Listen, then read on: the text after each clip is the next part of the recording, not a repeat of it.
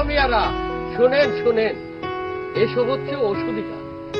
ওষুধি গাছ লাগান, পরিবেশ ও মানুষের জীবন বাঁচান।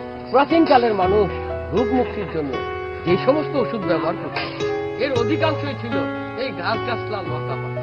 লোকমান হেকিমের নাম তোমরা সবাই জানো।